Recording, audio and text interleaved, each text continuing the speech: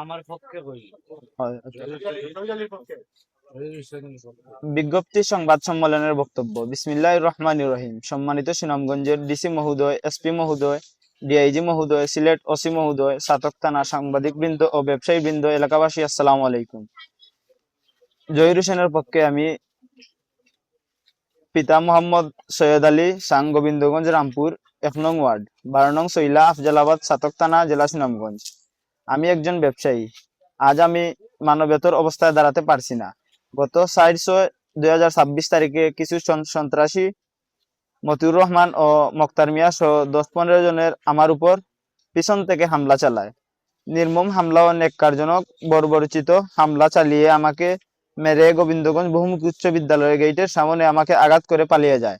আমার মাথায় পাইপ ও ধারালো রামদার আঘাতে মাথার ফেটে যায় এবং 10টি সেলাই লাগে। এমআরআই করা হয়। Report Sylhet MAG Usmani medical doctor লিখেছে। মাংস তেতলে গেছে ও মাথার চামড়াও তেতলে গেছে। চশমা লাগিয়ে দেখতে পাই না ভাই। আল্লাহ পাক এবং আপনাদের সকলের দয়ায় বেঁচে আছি। গোবিন্দগঞ্জ গ্রামবাসী ও ব্যবসায়ী বৃন্দ সকলের কাছে আমি চিরকৃতজ্ঞ।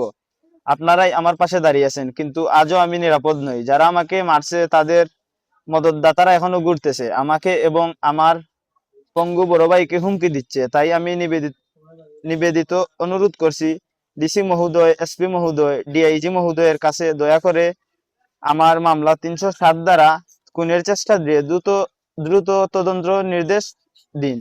যারা মদত দিচ্ছে তাদেরকে আইনের আওতায় আনুন। ছাতক থানার ওসি মহোদয়, তদন্তকারী স্যারের কাছে আমার এমআরআই রিপোর্ট আছে। সঠিক ধারায় মামলা নিয়ে আসামিদের গ্রেফতার করুন। সাংবাদিক ভাইদের কাছে আমার এই অবস্থার কথা জাতির সামনে তুলে ধরুন, যাতে আর কোনো ব্যবসায়ী ও সাধারণ মানুষের এই জুলুমের শিকার না হয়। এলাকাবাসী ও ব্যবসায়ী ভাইদের পাশে ছিলেন, এখনো পাশে থাকবেন। সত্যের পাশে দাঁড়ান, মিথ্যার কাছে মাথা নত করবেন না।